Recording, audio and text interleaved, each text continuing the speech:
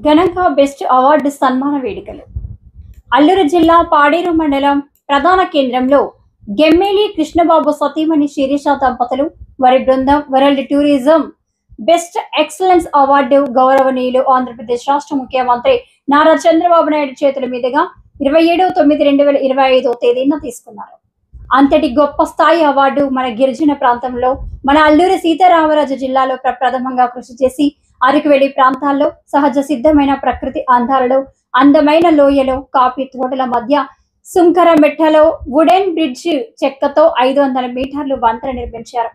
ఇతర దేశస్తులు, ఇతర రాష్ట్రాల యాత్రికులు, అధికారులు సినిమా షూటింగ్ తో నిత్యం రద్దీగా ఎప్పుడు యాత్రికులతో నిత్యం కిటకిటలాడుతుంది.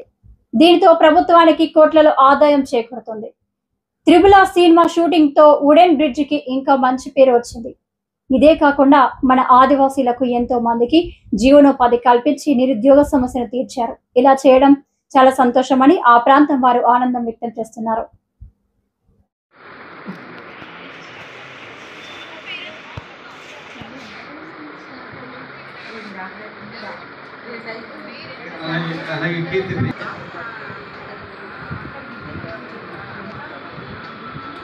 Okay, thank you. మరి ఇంకో మూమెంట్ ఉంటుంది.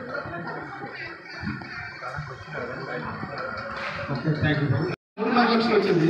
ఈరోజు ఒక్కరోజు 60-70 వేలు వచ్చేస్తుంది. ఇప్పుడున్న పరిస్థితి ఇంకో 10 రోజులు పోతే రోజుకి 2 లక్షల రూపాయలు వస్తుంది. సో అయితే ఈ సందర్భంగా ఇక్కడున్న కష్టం ఎంత కష్టం అంటే పర్సనల్గా నేను మన కుటుంబకుడు కుర్ర సన్యాసరావు ఉన్నారు. ఒక సన్యాసరావు ఒకసారి లేవన్నా. ఎస్, నా వెనుక నేనేదో డివిజనల్ మేనేజర్ స్థాయి ఒక గ్రూప్ వన్ అధికారులు ఉన్నాను.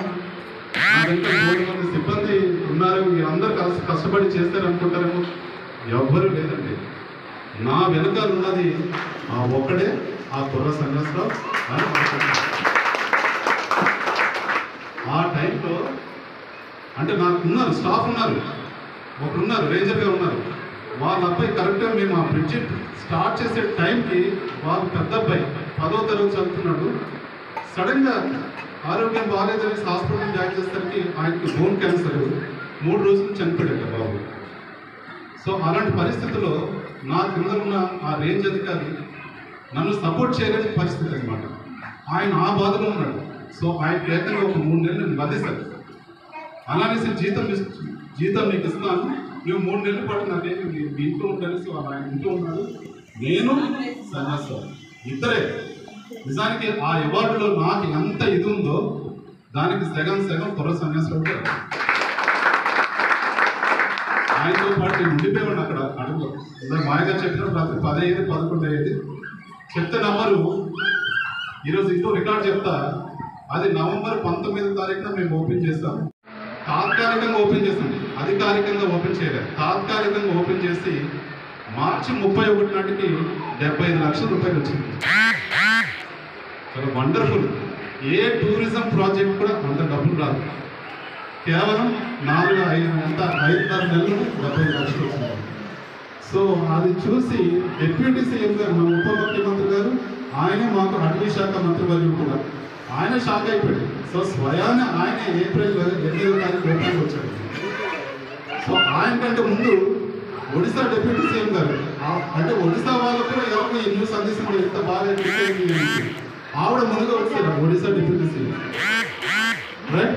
సో ఇదన్నమాట. ఇంత కష్టం ఇలా చాలా ఉన్నాయి అక్కడ చెప్పాలంటే. సో అంత కష్టపడినందుకు ఎంతోమంది నా మీద డిపార్ట్మెంటల్ పరంగా నా కొలీగ్సే ఉంటారు. నా కొలీగ్స్ లేకపోతే నా స్టాఫ్ అంటే మొత్తం ఈ జిల్లాలో ఉన్న స్టాఫ్ ఈయన ముందు పరిగెడుతూ ఉంటాడు, తిన్న దెబ్బలు తినేస్తూ ఉంటారండి. గతంలో 2 సంఘటనలు జరిగాయి కదా, అలాంటి పరిస్థితులు అన్నమాట, రైట్. కానీ ఈరోజు ఒక చక్కటి గుర్తింపు వచ్చినందుకు చాలా ఆనందంగా ఉంది. అయితే ఇక్కడ సుంకరమెట్ట గ్రామస్తులు కూడా చాలా సపోర్ట్ ఇచ్చారు. అయితే ఎప్పుడైనా కూడా ఒక ఉద్యోగిగా పనిచేసేటప్పుడమ్మా దయచేసి వినండి శిరీష, ఒక ఉద్యోగిగా పనిచేసేటప్పుడు ఏదైనా ఒక కార్యక్రమాన్ని మనం తలపెట్టేటప్పుడు అది భవిష్యత్తు తరాలను దృష్టిలో పెట్టుకుని చేయాలి. సో ఈ సందర్భంగా మీకు ఇంకొకటి చెప్తాను. ఈ సుంకరమెట్టలో ఆ వుడెన్ బ్రిడ్జ్ ఆ చెక్కల వద్ద కట్టడం వలన నాకు చాలా సంతోషంగా ఉంది. సుమారు 6 మందికి నేను ఉద్యోగాలు ఇవ్వగలిగాను. ఆ 6 ఉద్యోగులు కూడా ఎవరు కాదు, మన దొర బిడ్డలు. ఒక్కొక్కరికి ఈరోజు వైజాగ్ వెళ్ళి 8,000కో 10,000కో 12,000 పనిచేసి అక్కడ రూమ్ తీసుకొని తీరా ఇంటికి ఏమైనా ఇస్తారో లేదో తెలియదు, కానీ ఖర్చులకి అన్నిటికి మాత్రం పోతాయి. అలాంటి పరిస్థితులు ఒక్కొక్కరికి 10,000 ఇస్తూ 6 ఉద్యోగాలు ఇచ్చాము. ఆ 6 కూడా సెలెక్ట్ చేయడానికి నా వెనకాల ఉన్నది కొర్రా సన్యాసులు.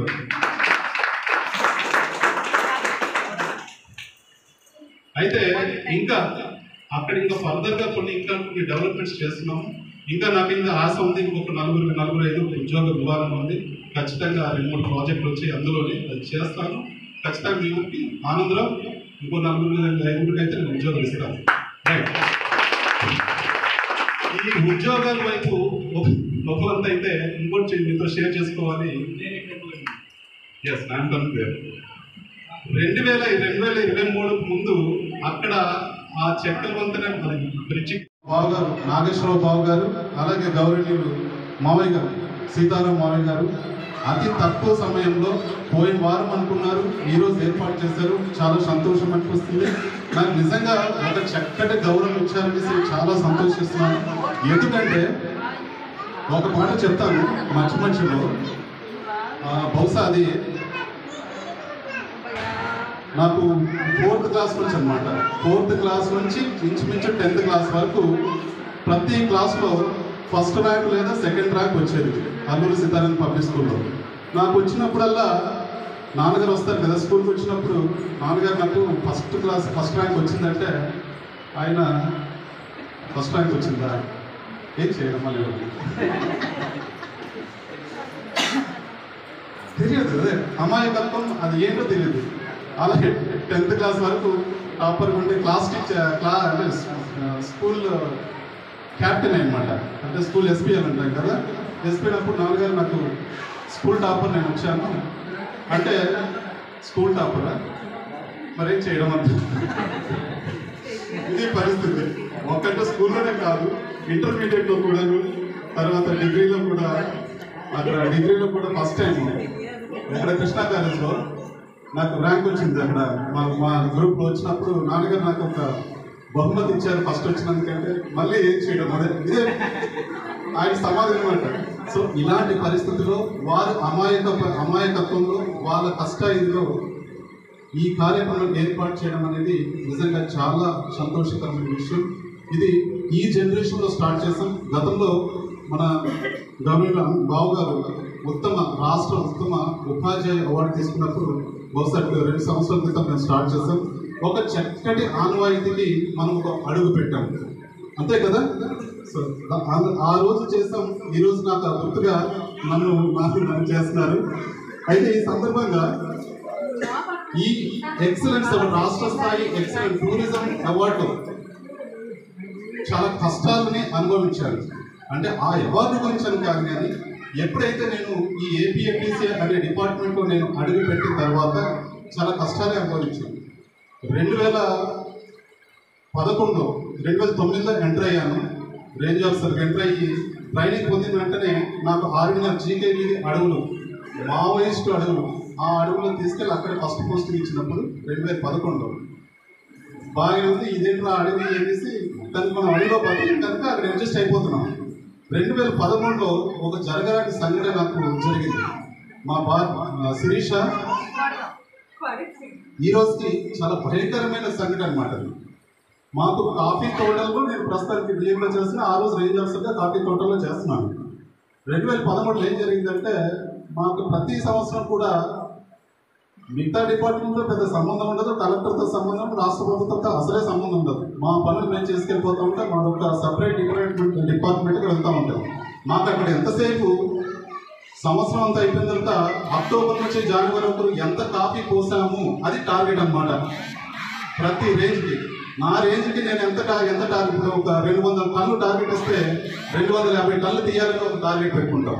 అలా ప్రతి రేంజ్ ఆఫీసర్, రేంజ్ అధికారి కూడా ఈ ఏజెన్సీలో ఉన్న మా డిపార్ట్మెంట్ అంటే ఒక టార్గెట్ పెట్టుకుంటే దానికి ఎవరైతే బాగా ఎక్కువ వస్తారో వాళ్ళకి అవార్డు ఇస్తారనమాట.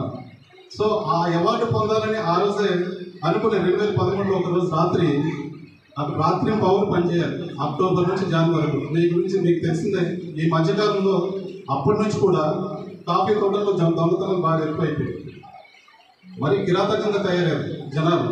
ఆ దొంగతనాలు దొరికేది మహా అయితే ఇంత మూట కోసం చాలా కిరాతకంగా ప్రవర్తిస్తారనమాట. సో 2013లో నేను మా స్టాఫ్ ఒక 40 రాత్రి పూట పెట్రోలింగ్కి వెళ్తున్నాం. తోట చుట్టూ తిరుగుతూ ఉంటారు అనమాట. కొంతసేపు రాత్రి 12-1 గంట వరకు తిరుగుతూ ఉన్నప్పుడు కొంత దూరంలో దొంగతనం, అక్కడ లైట్లు కనిపిస్తున్నాయి. దొంగతనం జరుగుతున్నట్టు గుర్తించి మేమంతా వెళ్ళిపోయాం అక్కడికి. అయితే నేను అప్పుడే కొత్తగా జాయిన్ అవ్వడం వల్ల సరైన సపోర్ట్ వెనకాల పెట్టుకోలేకపోయాను. ఒక కేవలం 4-5 పెట్టుకుని వెళ్ళేసరికి అక్కడేమో వాళ్ళు దొంగలు ఇంచుమించు ఒక 25 మంది అనుకుంటారు. సో మేము ఏదో ఒకరు 3-4 జనరల్ దొంగలు ఒకేసారి అంతమంది కలిసి వెళ్తారా? వెళ్ళరు కదా. కానీ అటువైపు మాత్రం వెళ్తారు, కలిసే వెళ్తారు. సో తక్కువ మంది అనుకోని మేము పట్టుకోవడానికి ప్రయత్నిస్తే మా మీద అటాక్ చేస్తారు. ఆ రోజే మీకు తెలియదు 11 గంటలకి నా మీద అటాక్ చేశారు. ఇక్కడ గాయమైంది. సో రాత్రి 2 గంటలకు హాస్పిటల్ వెళ్ళి స్టిచ్చింగ్ ఆ కుట్లేసుకొని ఆ పరిస్థితి ప్రజలు నన్ను రక్షించారు, పోలీసుల నుంచి కాపాడకుండా. అది అయిపోయింది. ఈరోజు సుంకరపేట కాఫీ తోట విషయం వచ్చినట్లయితే పాడేరు డివిజన్ పరిధిలో ఈ సుంకరపేట కాఫీ తోట సన్యాసరావు అంతేనా? సన్యాసరావు మా సిబ్బంది కూడా ఉన్నారనమాట. ఆయన ప్రత్యక్షంగా నాకు ఉన్న వ్యక్తి కొర్ర సన్యాసరావు గారు. ఆయన అదృష్టానికి నా దగ్గరే పనిచేస్తున్నారు. సుంకరపేట కాఫీ తోటలో ఇప్పుడు మీరు ఎంతమంది చూస్తారో నాకు తెలియదు. అటువైపు అరకు వెళ్ళేటప్పుడు సుంకరపేట కాఫీ తోటలు అనేది 1957లో వేసారండి. 1957కి ఈ రోజుకి చూసినట్టే సుమారు 60 సంవత్సరాలు దాటేస్తుంది కదా. సరే వదిలే. దానికి టూరిజం అనేది అరకుకు మొదలైన టూరిజం ఇంచుమించు ఒక 25 సంవత్సరాలు అయి ఉంటుంది. 25 కాదు, ఎక్కువే. 30 నుంచి 40 సంవత్సరాలు ముందే టూరిజం అనేది స్టార్ట్ అయింది మన అరకు ప్రాంతానికి. సో ఎంతసేపు అరకు టూరిజం అంటే బొర్ర గుహాలు, లేకపోతే కాఫీ మ్యూజియం, లేదా చాపరాయి, లేకపోతే పద్మాపురం గార్డెన్, ఇంకో ఏదో వాటర్ ఫాల్స్, ఇదే కదా. కానీ కొత్త రకమైన టూరిజం అనేది ఎప్పుడు మొదలవ్వలేదు. చక్కటి అందమైన కాఫీ తోటలు, చక్కటి కొండలు, లోయలు ఇవన్నీ ఉన్నప్పటికీ ఆ కాఫీ తోటల మధ్యలో ఒక టూరిజం మొదలు పెడదామనే ఒక ఆలోచన అయితే అసలు ఈ డిపార్ట్మెంట్కి రాలేదు, లేదా గవర్నమెంట్ కూడా రాలేదు. ఇన్ఫాక్ట్ మన జిల్లా యంత్రాంగం కూడా రాలేదు. కానీ 2017-18లో చక్కటి ఆఫీసర్లు వచ్చారు. ఆ రోజే ఒక పునాది పడింది సుంకరపేట కాఫీ తోటకి. ఒక చక్కటి ఆర్చ్ ఒకటి కట్టారండి. ఆర్చ్గా చిన్న పగోడ కట్టారు. అయితే 2017-18కి నేను వచ్చిందేమో 2021, అంటే ఆల్మోస్ట్ 4 సంవత్సరాల తర్వాత వచ్చాను. 2017-18లో కట్టారు. 2021లో నేను ఇక్కడికి వచ్చాను. వచ్చిన తర్వాత ఈ 4 సంవత్సరాల పాటు కూడా అక్కడ ఆర్చ్ కట్టడం అయితే కట్టారు, కానీ ₹1 ఆదాయం కూడా టూరిజం పేరుతో ₹1 ఆదాయం కూడా డిపార్ట్మెంట్లో పనిచేసినటువంటి డిఎంస్ కానీ లేకపోతే ఇతర సిబ్బంది ఆ ఆలోచన చేయలేదు. మురుగున జనాలు వస్తున్నారు, ఫోటోలు తీసుకుంటున్నారు, వెళ్ళిపోతున్నారు. అంతే కదా సన్యాసరావు? వస్తున్నారు పోతున్నారు ఫోటోలు తీసుకుంటున్నారు. అది యూట్యూబ్లో వైరల్ అవుతుంది తప్ప ఎప్పుడు కూడా ఎవరు దాని మీద దృష్టి పెట్టలేదు, ఆ రకంగా ఆలోచించలేదు. లేదా ఈ డిపార్ట్మెంట్కి మంచి ఆదాయం అనేది ఏమో తీసుకుంటామని ఆలోచన కూడా ఆలోచించలేదు. కానీ 2021 ఎందుకో మరి వచ్చాను. 2023 నుంచి ఇంతమంది జనాలు వస్తున్నారు, నేను ఎందుకు ఏదైనా కొత్తగా చేయకూడదు అనేసి జస్ట్ ₹10 టికెట్తో నేను స్టార్ట్ చేశాను. ఒక టికెట్ బుక్ పెట్టుకొని టికెట్ ₹10. ఊరిని ఎందుకు పంపించారు మన తోటలకి? జనాలు టూరిస్ట్ వస్తున్నారు, రోడ్లంతా జనాలు వస్తున్నారు, కొమ్మలు తిప్పేస్తున్నారు, మిరియాలాక తిప్పేస్తున్నారు, ఇది తెప్పేసుకొని ఫోటోలు తీసుకుని వెళ్ళిపోతున్నారు. వాళ్ళకి ఈ మిరియాలాక తెలియదు, కాఫీ ఆకంటే తెలియదు, తెప్పుకొని వెళ్ళిపోతున్నారు అంతే. ఒక ఆవిడైతే ఇంత మూట కట్టుకుని ఇదేదో తమలపాకు అనుకుంటూ ఏటమ్మా తల్లి తీసుకొస్తుంటే తమలపాకు బాగుంటుంది తల్లి కాదు అనేసి ఆ రోజు ₹10 టికెట్తో ఒక బుక్ నాకు స్వయంగా నేనే పెట్టాను. నేను ఈ ఐడియాని యాక్చువల్గా ఈ ఆలోచనని మా ఆఫీసర్స్ ముందు పెట్టాను. పెడదాం, ఎంతోమంది టికెట్ పెడదామంటే కొంత మరి ఏదో ఆలోచనతో లేదు. వాళ్ళు ఎప్పుడు కూడా నాకు పర్మిషన్ ఇవ్వలేదు. సరే వద్దే, పర్మిషన్ ఇవ్వకపోతే పోనీ నా అంతా నేను పెడతాననేసి పెట్టేశాను. సంవత్సరం తెలంగాణ 3.5 లక్షలు వచ్చింది. మార్చ్ కల్లా మనకు రిపోర్ట్ ఉంటుంది. ఆ రోజు ఆ ఆర్చిన పగోడా కట్టిన 4.5 లక్షలు ఖర్చు పెట్టి కట్టారు. పైసా రూపాయి కూడా రాలేదు. నేను స్టార్ట్ చేసి 6 నెలల్లో 3.5 లక్షలు చూపిస్తే ఒక్కసారి వీళ్ళు నిజంగా కృష్ణబాబు దీనికి ఎంత ఉందా, దీనికి ఎంత పొటెన్షియాలిటీ, ఎంత అద్భుతమైన రకంగా ఇంత డబ్బులు వచ్చే మార్గం ఉందా అనేసి అప్పుడు నన్ను వచ్చారనమాట. వెంటనే కృష్ణబాబు ఇంత లాభం లేదు, వెంటనే స్టార్ట్ చేసేది, ఏదో ఒకటి స్టార్ట్ చేసేటంటే అప్పుడే ఈ ఇంకొక మన పెద్ద అవసరం ఇచ్చారు. ఏం చేస్తే బాగుంటుందంటే, నేను మనకు ఎప్పుడైనా చూస్తాను కాకినాడలోని అక్కడ